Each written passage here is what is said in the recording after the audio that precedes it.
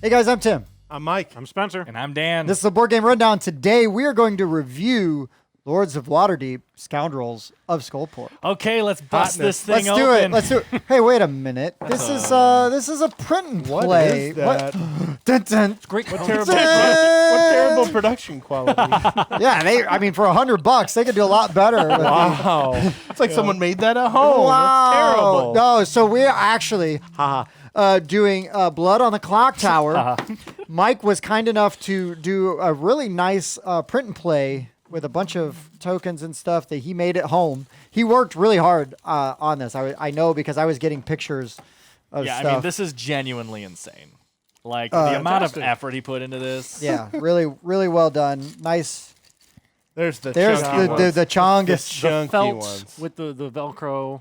Yeah, so Smart move. so if you get the actual version of the game, it will function like that. Look how fancy that is, so that he can walk around holding this, because you would technically clip these together, so it's like a big book, and you would like hold it like this and be like, "Oh, look at got the clips me, for I'm it. so fancy."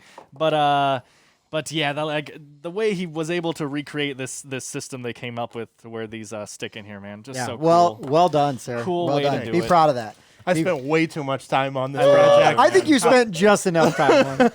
But I've been obsessed with this game ever since I heard you guys were organizing Discord games. Yes. And I was never able to join one. But then I'm like, I started reading more about it when it was going to ship. I started watching the No Worlds Bard videos. And oh my gosh, they are incredibly entertaining. They're very funny. But that's why I got hooked on this And- game. I had to make a copy. But this was like our first opportunity, thanks to Mike, to play it sort of IRL, right? In real life. Yep, actually go whisper to each other. And Yeah, stuff, yeah. And we played what they call the Teensyville version. We had 5 players. We kept it kind of, well, we were open to playing it with a larger group. But once we basically had like the 5 committed, Right. we really weren't going to add too many more just so that we could kind of bang out a couple Yeah, of and games. other people were like kind of set up games they wanted to play. And Yeah. we didn't like want to pull them Yeah. from that. So Right, But right, I mean, right. with 5, I was surprised.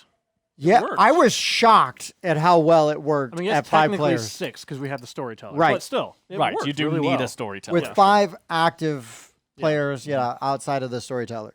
So, Mike did a really nice job of getting everything going. It helped that almost all of us had played the game before, at least in some version or another. Definitely. But at the same time, like the rules, there's a lot of rules, but I wouldn't say they're overly complicated. I think other than figuring out what the roles do That's the main part. and understanding the roles.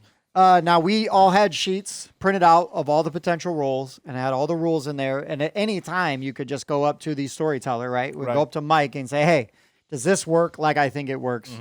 Bang, bang, bang. And again, Mike was prepared. And I point that out because I've had people show up and want to play games and then they don't know how to do it. Which is, I appreciate the enthusiasm and the desire to play the game, but it doesn't always work. But anyways, so we all had different roles. So really quick, Yeah, how the game works. how do you play Blood on the Clocktower, yeah. Mike? You want to take it away? How do you play Blood on the Clocktower? Really, this has spin-offs of a lot of other Hidden Trader games that I've played and we've all played and loved. This one has to have a storyteller because they are building the game ahead of time. So this is not a draw your roll from the bag type of game. The storyteller, in this case it was me, I am handpicking my roles in a 5-player Teensyville game. I have 11 roles to choose from. Now, I actually customized this script, and I chose out of 25 of the basic Trouble Brewing set, how many would go into this 11-player Teensyville set, or 5 players, 11 roles. So I handpicked my roles, set them up in the box, and then I wake everybody up one at a time so that everybody learns what their role. That's one neat thing about this game is there are no villagers. Everybody's doing something, so that's super cool. Some people's abilities proc on the first night. Some people start with information. Some people get an ability they can use every single night, like protecting people, or deciding if they want to find out information about somebody that was killed. So I'm kind of building this, like you kind of lay it out sort of how people are sitting around the table. And then you just tap them on the shoulder, show them their roll, and then ask them if they want to use it. But what's interesting about Blood on the Clocktower is that then everybody gets woken up and they get that opportunity to talk with each other. And these are not all public conversations. You can go off to the side. It's encouraged to go off to the side because there are some roles you don't want to publicly give out because you don't want the imp, which is the evil player in this game, you don't want them to know your role because then if they kill you, they could die instantly, which happened in our first game. What a terrible storyteller. So good. No, so it's interesting when everybody wakes up and you're waiting for them to go off into those conversations and have private information that they give back and forth. And then they come back to the table, and then we start nominating player that's going to be executed. So the executed player is another way that the townsfolk can learn a little bit of information. Like there's an Undertaker role. He finds out the role of the player that died, which didn't get you executed. Yes. So after public nominations and townsfolk execution, everybody goes to sleep. And then we wake up the imp and he is going to kill someone each night. Okay. And there are effects that can prevent that. Like the monk, for example, he can protect an imp kill. The poisoner could accidentally poison the imp. In Teensyville. Or And- technically in normal game. I've Right. seen Yeah, them do it with yeah. some pro moves where they were like, the imp needs to not kill tonight. I'm going to poison him. You know, like to make sure he doesn't and stuff. So Interesting. So it basically goes until if the imp gets killed, the townsfolk win. If the imp is one of the last two people alive, then the imp and the minions will also win. In a 5-player game, it's an imp, a minion, and then 3 townsfolk. A couple things to point out is I might be wrong. I haven't looked at this in a long time. I don't think Flower Girl or Tea Lady is Trouble Brewing. No, that is true. I did actually cherry pick some from different sets. You're Doesn't right. matter, but I just wanted to point that out because he said that it was. So anyone who's like looking at this and is like, "That's not Trouble Yeah, Brewing," true. it's just I did mix up You can some other make ones. your own scripts. That's the whole point. It's a homebrew. It is a home brewing, From the tea Craft lady. level, even. right? And then so a couple things that kind of differentiate this one, right, is that once you die, you're still 100% in the game. Yeah, Like, there absolutely. are some caveats to that. You only get 1 vote to kill for the rest of the game, so you got to be really good at taking information and paying attention and being like, no, this is the person I want to kill, right? Right. And your ability, unless stated otherwise, doesn't work for the rest of the game. But other than that, you still talk to everyone, you still walk around. So all of the things that you're saying and you're describing is like what sets this apart from One Night or Wolves of Mercia Sure, or yeah. Wolves of Miller's Hollow. Games that we like. Except I don't like Well, One Night. sure, but but- yeah, but you're right. I said it after you named the other ones. Right? No, I love Wolves of Mercia. I love Wolves of Miller's Hollow. Played a ton of it, right? But this is so unique. And I was one of the biggest skeptics because of the price point when it was on Kickstarter. I'm like, well, this is garbage. There's no way you're paying $100 for a social deduction game that is like Werewolf. You know, there's no way. I can play Werewolf with a deck of playing cards. You know what I mean? Like basic yeah. Werewolf. Like Jokers are the werewolves. You know, the king is the seer. You know, the jack's the hunter. Done. Boom. You could play it with playing cards. Everybody else is like regular townspeople. We used to play Mafia with playing cards. So when I saw the price point and everything on the Kickstarter, I'm like, there's no way. This is garbage. This is a cash grab. And it's one of the reasons why I don't love the One Nights, because I feel like the One Nights are just like Sure. re-implementations Yeah, of sort of the same that's thing true. and just They cranking are. them out over and over and over. Not to say that they don't have their audience and, people love those. I just prefer other variations. But then Dan, with his persistence, was right. I'll say it on camera. Cut. We were talking. All right, done. We were talking about it, and we were talking about it. I was like, actually, now I'm kind of interested. And I watched some videos, and I'm like, oh crap! Like this seems really good. Like, I don't know that I could have backed it on Kickstarter at the time that it came out, but like, I was like, I should have tried to Yeah, back this no. on Kickstarter, right? I wish I could have back then, man. But we played a bunch of times on Discord without, there's a really good website Yep. that you can use. Yeah. And it works great. It's all free and very easy to access. And then when Mike was talking about like printing one out, he's like, I'm obsessed with this game. I'm going to print one. It's like, dude, if you print one, we will play it. Because I already knew like that Dan would play and advocate, to get that game played no matter what. I was already in. And it wouldn't be too hard, right? Because Spencer's played before. Spencer likes these kind of games. Yeah. It wouldn't be too hard when you got a bunch of really passionate people trying to get like random souls to come in and sit down and play the game. It was obviously a big part of the motivation. Like, people will actually play it. Right. And it's at least another month or maybe 2 before it fulfills. It's like 1 or 2. Yeah, you're right. So, I'm like, if I can get it played before it comes out, that'll be worth it. And I'm pretty sure I'm going to go and buy I'm not going to go on the secondary market and go crazy, but I think you can go on their website. You can pre-order through their website, yes. Be able to purchase a legit, copy. Yeah. Because there's so much. Do you know how many you can play up to? I believe the official player count is like 2 to 15. 15. I mean, I said 2. Sorry, 5 to 15. 5 to 15, 15. Yeah. And the other interesting thing that they do in this that just blew my mind, right? Because you heard us talking about Trouble Brewing in Teensyville, is there's all these rules. There's a million rules in this game, right? And that was the other thing. It's like... in base game, there's in the 70s or 80s. Yeah, so to me, it's like, that's why I thought of One Night, right? Because One Night has got all these crazy rules and stuff, and I'm like, whatever, fine. But this, and that's why I dismissed this initially.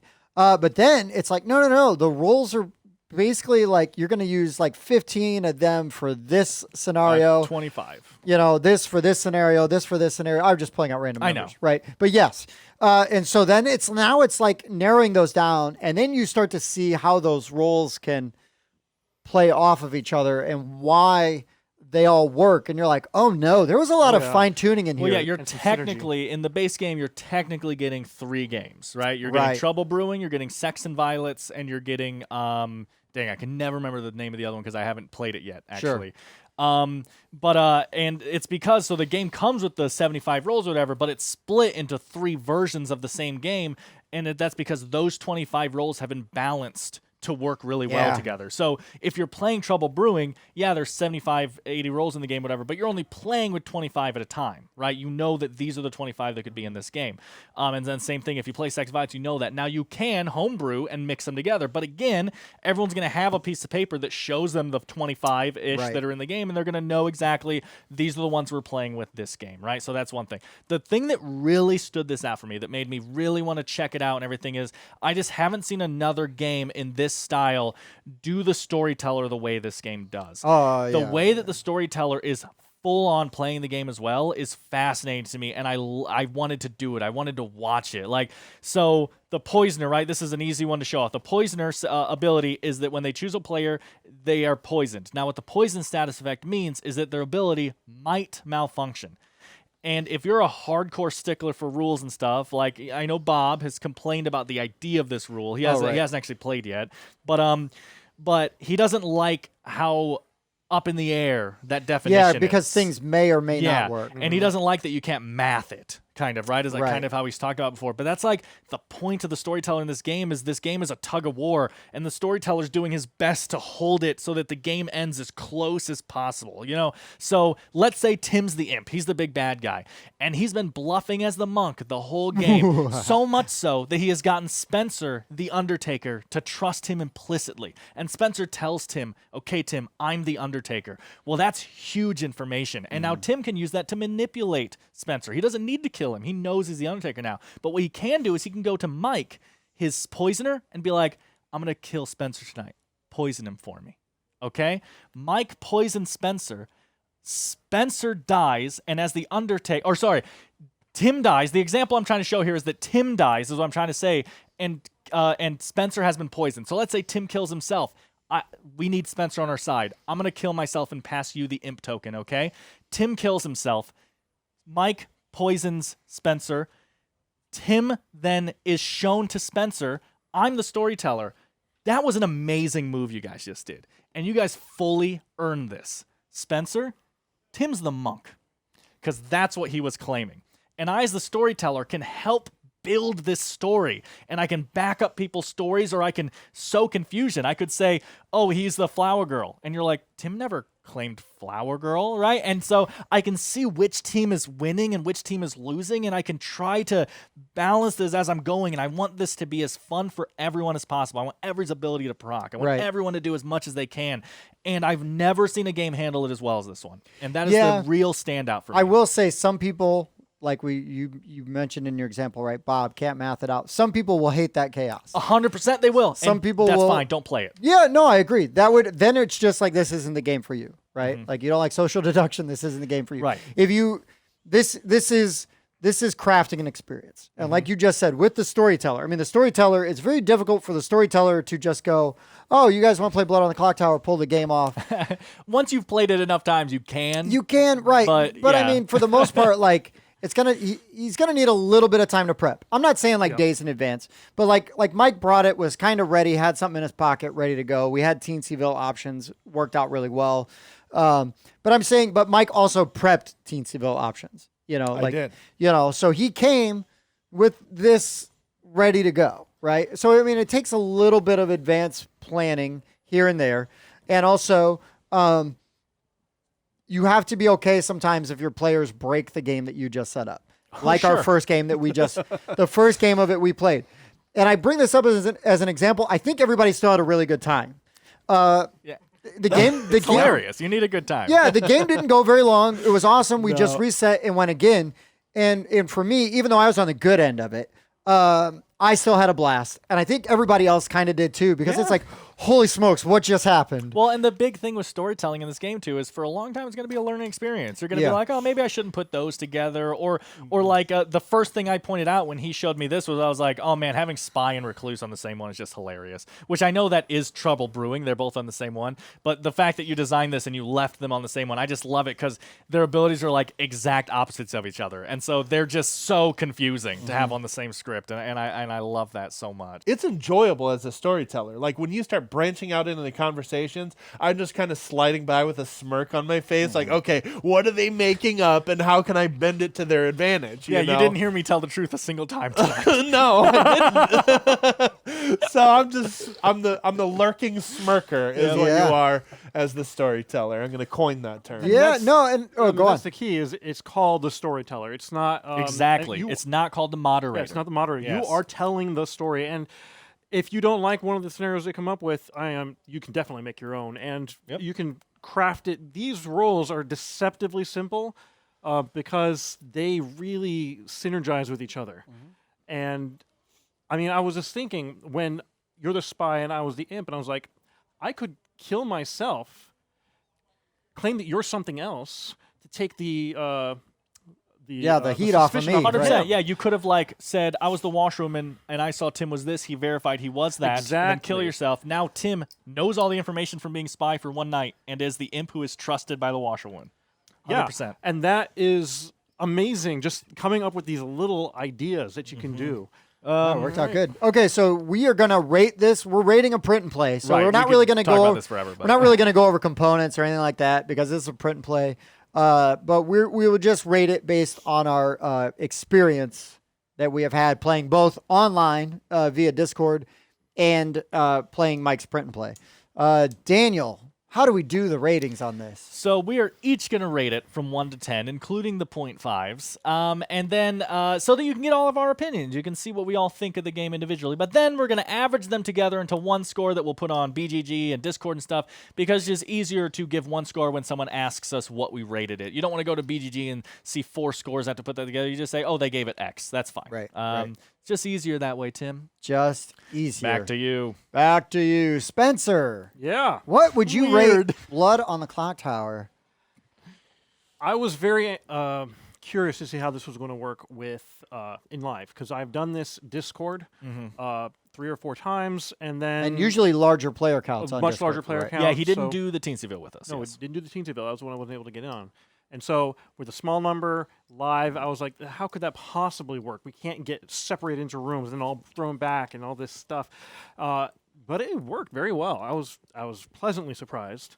And I mean, there's a lot of preparation that has to go into this. Yeah, but mainly from the guy who knows that there's preparation going into and it. it's going to be a little bit of a learning curve. For sure. So you have to come into it knowing that. 100%. We should point out, because we didn't actually explicitly say this, every player playing will have one of these. They will be able to hold this so that they can walk around and know exactly what's in the game and exactly what every role does. So yeah, you're not like, it's not like, oh, for new players, I hope you know the rules. Right, that's not a thing. Also, as a new player, you are not going to do very well. For one very specific reason, you're not going to know these are the roles that you should say that you are, even though you're not. What you're talking about here is the biggest problem with the game, which is the meta. Yeah, the right? meta. The meta of the game of like a new player's not going to know the thing that everyone that plays this game does, which is like, oh, you want to do like a 3-for-3 or something like that. No, they're not going to know what that means, right? Yeah. And you have to really explain that ahead of time. Like when I was first playing on Discord with people, like at the very beginning, I had an entire script written out in a Google Doc that I would read through that talked about, this is what Star Pass means, because you're probably going to have people say it. There is a 3-for-3. You might want to role swap if you're some of these more popular roles, right? Like, and I really went through that like my first 3 games until the people that were playing had played multiple games, and I was like, they'll tell people when they're playing, right? It's kind of off my shoulders now. And now if Tim takes a new player to the side, he can explain in person, hey, you want to do a 3-for-3? Here's what that means, right? And stuff like that. And when you came to me and in the first game, and we were in the first round, and I told you what I was the imp, and I told you I was these roles, and you're like, those are 3 very powerful roles. You don't want to say that to people because the imp might kill you. And in my head, I'm going, yeah, I know. Nice. There's a lot of good stuff with this game. So I'm just going to go ahead and give it its rating. I'm going to give this an 8.5. Nice. I like this. Of course, I'd love to play this again. But I do have to, I wouldn't say be in the mood, but I can be not in the mood for a social deduction game. Yeah, Oh, sure. And that's fair. You're going to have the limitation of getting enough people to play the game. Sure. So there are pros and cons, but more pros than cons. Yeah. No, I think we're all playing the same game. I understand what you're saying. You know what? I'll go next, and I will let the experts and the super fans go last. I thought that was going to happen. So for me, I agree with everything you said. I do think the negatives to this are really just like, well, right now, accessibility. So and to play, if you are the one that's really interested in playing, you're going to have to do the research and read up and learn the game I would say be very comfortable with the game, or play it a few times with people that are okay if it sucks the first time. Exactly. This is a learning experience. Yeah. Or find a group online that already knows how to play. I guess it. if you Do it can several tag in times. and watch like a big group play a bunch of times, that's fine too. But if you actually want to run the game, you are going to need to be well versed in the game. That's not like a huge negative. It's just like it's going to take a little bit of homework. So some people may not like that. It is very easy to kind of float in and play the game if you don't have to run it. But if you have to run it or want to run it, you really need to be well versed in everything. And we have the benefit, like Mike had done a lot of research on it, a ton of stuff. Worked out very well, right? When Dan has run the online Discord games, it's gone very well. Even early on, we had some mistakes, like big mistakes that were made. 100%. Who cares? Yeah. It was still a hilarious and amazing time. I remember. I can't remember exactly what happened. I was the mayor. It was recorded, but there was something where something happened that could not happen, and the game ended. Everyone was laughing. I was like, just so you know, guys, none of that was legal. Yeah. Like I messed up. But if you're playing with people that are okay with that, right? Like, who cares? It's a game. But anyways, I've had a fantastic time every time I played this. Every time, whether it has been online or in real life. I was skeptical about playing it at 5, but I had to know. Yeah. You know what I mean? Or 6 players, right? 5 townsfolk. But I had to know. If it was going to work.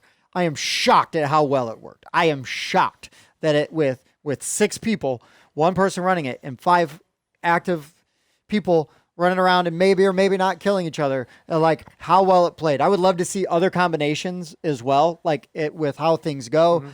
This is one of those games where it's like, man, I hope I'm the blah, blah, blah next time. You know what I mean? Just to try the roll out, right? It was super fun being the spy, not going to lie. I would have been fine if that had gone longer just to see more and manipulate more. But I loved it. I've been the mayor before. Still can't get that dang ability to proc first time was because of the Boo Boo game. That we was had. the thing, wasn't it? It was like you were poisoned and I bounced it anyway, or there was something No, like that. I got happened. killed and you didn't bounce it, but you when should I have. like should have, Yeah. because I like threw the game to the evil team too easy. by Yeah, killing yeah, you or something like that. Or maybe the person who killed me was poisoned and you didn't bounce it, or Oh, something yeah, weird, yeah. something weird like that. Anyways, it doesn't matter. Mayor's really confusing for a new storyteller. I'll tell you right now. I was having a lot of trouble with the mayor early on. Both times I was the mayor, I had a great time. Like, so it didn't matter, right? So for me, this is a 9. I think the negatives are the cost of entry if you want a actual copy. Right. You do have to invest a little bit of money to do a print and play and some work, right? Mike put in a lot of work on these. It is well worth it because it looks really good, and we had a great time screwing around with it. But also, I mean, you can play it online on Discord. It's very easy to find groups. You can always join the Board Game Rundown Discord group and say, @Dan, hey, man, when are we getting a game? He'll get you thrown in the Blood on the Clocktower Discord thread we've got. And 100%, you guys can join at any time. There should be a link on the main Facebook somewhere, but I'll have to double check. We haven't played in like 6 months. I'm not going to lie. I have not had time to do storytelling. And honestly, I thought Levi was going to continue it. That's the whole point. I got him into it. it might only take somebody getting on there going, hey, guys, Right. when are we doing this again? Exactly. And Mike showed interest in trying it out when he gets a chance as well. Yeah. So we'll see if we can get that back up. I might also eventually throw my hand in to be a storyteller. So I will throw to you. I'm going to let Dan go last because I know he's the super fan, and he's the one that converted me. So Converter. First of all, I love social deduction. I love when I can play a game where I can game the other players. It's not just about resource conversion and min-maxing. And don't get me wrong, I love those things. I love very heavy games. But when I can pull off a bluff and get away with it, and that bluff is the reason I won, I just love those things in games. So when I saw all the possibilities of this game, Dan started talking me into trying to storytell. Then I started building my own 5-player scripts, and then we played a game. And yeah, it's really good. I mean, even storytelling, you're just walking around as just with the lurking smirker, like, oh my God, he thinks he's the mayor. He's totally the spy. Like, it just... Oh, it's so fulfilling when you can see some of those things, those scenarios that you kind of planned out ahead of time. I've only been able to play one game on Discord, so we was like 11 players. Nice. And it was very good, but at first it's tricky because especially with that many players, like there's so many more roles in play. It's a lot tougher to kind of suss out. But what this game does really well is it provides tension. Like, you're just not spitting out information instantly where every game you are. Like, I love Secret Hitler, but it's just like, hey, I'm a liberal, there's nothing stopping you from declaring that instantly. Whereas this, you better not tell anybody you're the monk or the saint. You're holding on to that information for your dear life. And it's like, who can I tell that to? Right, because you need to find someone. Yes. One person that you can tell to so that if anything falls apart down the line, you're like, no, I told you day one that's what I was. Unfathomable I struggle too. Another excellent one, which is, semi-co-op Hidden Trader. I've given Secret Hitler a 10 before. I love Secret Hitler. I think it is really good. I have a blast with that. I still play Werewolf all the time. I have probably 300 rounds into that game. It's ridiculous. This is a 9.5 for me. It just does everything I want a Hidden Trader game to do. The barrier of entry does not stop me. I don't mind doing the research to getting a game going. It is so fulfilling when it happens. Well, so that's the thing, right? You've got to do all this research and you've got to learn everything and do your homework. But the payoff. Right? The payoff. Really, once you see a game go, like you've played a few times, you've watched a few games. Like I'm not like an expert at this at all. I've played once and I've watched a bunch of videos. I would not call myself either. I put a game together and these guys had fun. So you can still have fun with limited experience. Right. So I had an absolute blast and I can't wait to play it again. Yeah. Right on. All right, Dan. Sure. It's your baby. So again, I'll reiterate slightly, and then I'll go into the thing that I always say that I haven't said this video yet. By far the biggest negative of this game for people, I think. So it is a little complicated, for sure. I think social deduction games tend to be a little complicated because the mechanics, the different roles that go into it and everything. But then the biggest issue, I think, for players in this game is going to be the meta that this game brings, because it has two metas. The game has its own meta, which is understanding which roles are good to share with which roles. And okay, hold on, so you're the washerwoman and I'm the monk, so a role swap is a really good idea here, but first I have to build trust with you anyway. And knowing the 3-for-3s, which again, technically you don't have to follow any of those rules, it's just that 90% of the community does. So like, you going and playing a game with random people, there's a very high chance those people are going to know what a 3-for-3 is and stuff like that, right? Because the designers themselves, that's how they play, and so they have built this meta up, and that's how you play and stuff, right? And then there's the personal meta of like, when I play with Tim, he's always evil. You know, so there's the blood on the clock tower. I mean, 50% of the time. Yeah. There was a time where we were talking, and you were like, I don't think Jeff is, because he can't act like that. Nice. Has trouble hiding his evil nature. I did say that. Yeah. I did say that. But like, so there's this blood on the clock tower meta on top of your own social groups meta, and you're gonna have to get used to that. It's like you said, it causes this interesting, sometimes off-putting tension for newer players, right? The big thing that is a selling point for the game, other than the stuff I've already mentioned, is that I always describe this game as gossip simulator. I love this feeling that this game takes away, to where the second day starts, you're like, hey Tim, come on with us. Yeah. And Tim and I go in a dark corner and we're like, I don't trust Spencer. I don't know about this guy. Hey, I'm like one of these 3 roles, one of you. Yeah. Well, I say maybe we throw Spencer under the bus. There's something fishy there. And then we go back to town square and we're like, hey Spencer, what's up, man? Yeah. It's absolutely great. It's absolutely great when you've been talking around with people and they're all playing nice, and all of a sudden everyone just turns on you, you're like, what did I do? I thought we were cool. And that happened to me in one of the online games. Where I'm like, where did this come from? It was for and me, your wife led the charge. And I'm like, well, that's right. She's really good at choosing someone and just says, I will run them into the ground. Yeah. And it's like, your evidence isn't even good. No, I think what happened was I was trying to sow the seeds of doubt in her mind. It worked. You. Oh my gosh, it worked. And she was a good guy. But again, the idea of the gossip simulator is like a selling point for me for this game. It is so entertaining to see everyone whispering in corners and come back in town and be like, hey guys, what's up? Yeah, I trust you. You're fine. Hey Spencer, you want to talk? Yeah, I don't trust Tim at all. Like, I just told him that I don't trust you, but really that's just a ruse. And like, I love that whole thing. But again, this has been just a must-have game for me. I cannot wait until this game comes out with the physical version, because again, it's awesome to play this, but honestly, I think I might slightly prefer the Discord version. It's just so clean, and using that website and being able to join private rooms. Yeah, the way you can jump through the rooms is it just feels really clean and streamlined. But I would 100% buy this game for the price it's at, just because of how much entertainment value I've gotten from the game. They 100% deserve the money for me. So even if I don't get to play the physical version super often, you could still use your grimoire at home. Oh yeah, while to playing make it on easier. Discord, right? Sure, yeah, Because now you've got this very nice tactile thing as you're manipulating stuff. I don't know. See, but only having done the storyteller, I feel like the upkeep would be a lot easier with the Discord version. But it is. But like having both, I guess, just might be nice for a physical learner, and right, as a or player, something like that. When you're online, you can have a little notepad there trying to take notes, as opposed to trying to remember it all. And with a ton of players, I feel like you have to. Like, I was looking. Too much to remember. I was actually looking forward to doing physical, just because I was like, we can't keep notes today. Like, and I was really excited about that. Because every time I played online, I have a little. I got a legal pad. Yeah, well, the website lets you say like, oh, they claimed this and this and this and stuff, right? There was a point where I was talking to someone and I forgot what the previous person had claimed to me, and it made me look really suspicious because my memory's so bad.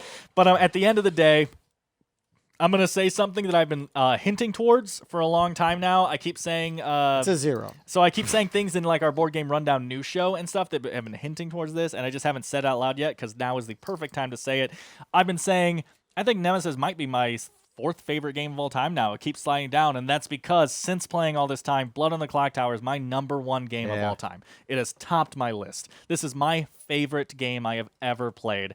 I love this game, and I'm going to do it for the first time on the show. I'm giving Blood on the Clocktower a 7.5. A 10 out of 10. Yeah. I love everything about this game. The few negatives that it have are like so minuscule to me that I just don't care.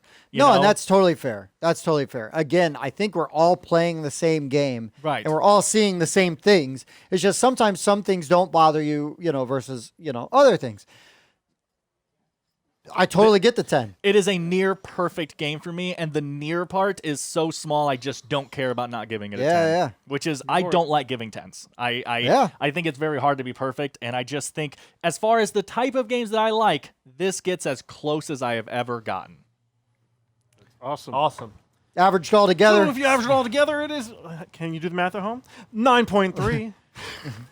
9.3, I think, is officially our highest rating. That's got to be Might our be. highest. It's rating. either our highest or our second highest, but pretty I high. think it's our highest. I'm glad I was here to bump that number. I know. Thanks, man. We were in cahoots before this. Oh, so you We were guys. whispering in the corner. It was And we were like, you. listen, I'm either a 9 or a 10. I'll give you a 2 for 2. I'm either a 9 or a 10. Well, if Tim is a 7, then I'll go to a 9.75 so that we can bump our aggregate. Exactly. Listen. Yeah, no, obviously this is not a game for everyone. But if you do like these kind of games, this is definitely a game for you. I would just say if you like social deduction, but you want a little bit more crunch, a little more meat on the bones for it, this is the game. Which is funny because at the same time, it's also a bit more forgiving with the fact that there's no player elimination and all that right. stuff that goes in there and the way the voting works stuff. It's a little bit more forgiving than the other ones, even though it's also a bit crunchier. Because if you die, you still win as a good person or a Right. bad person, right? So, I mean, Yeah. you still win. You still are actively participating and sharing information. It just does so many things right. It does so many things right with an amazing, like, go and look at the videos online or the pictures online. The production value, the end of day production value for the actual game is top notch. And again, you can play online for free using the website. And a simple, literally just type in Blood on Clocktower online. It'll take you straight to it. Yeah. So super easy, very accessible. Again, if you have any interest, find us on the Discord and just, hey, you guys want to play? We'll shoot you an invite over to our Blood on the Clocktower Discord channel. And then, I'm pretty sure it's only been quiet for a while because everybody's been busy, but I don't think it's going to take much for somebody to say, hey, can we play next weekend? Soon. Yeah. Yes. Yeah. I've just Soon. been looking forward to not having the stress of always having the story tell. Not like, oh, I don't want a story tell, but I want the channel to live without me. Right. Is more of what I'm saying. So I've been looking forward to just seeing like, oh, wow, they're doing a game tonight that I can't go to. Awesome. No, you just want to Like, see it that's happen. What I want to Well, see. it's like our Discord channel anyways, where it's like, Right. oh, great, there's all these conversations going on, and I'm not the one that has to, like, get the ball rolling, right? Mike does a lot of that. Good job. yeah. But no, I mean, that's good. That's really good. So, yeah, guys, this is Blood on the Clocktower. Super good. But, again, you have to like these kind of games. If you don't like these kind of games, I would not start with this one. You also probably wouldn't be this far in the video. Probably also true. Good point. I'll stop. Anyways, guys, for the board game rundown, I've been Tim. I've been Mike. I'm Spencer. And I was Dan. We'll see you next time. Unless the imp kills me, I'm the imp. Kill him, please. I'm dead. Thanks for checking out the Board Game Rundown. If you like what you saw, like, comment, and subscribe to our channel. Share our videos on social media and spread the word. We publish new content weekly, including reviews, unboxing, and Let's Plays. And as always, thanks for watching.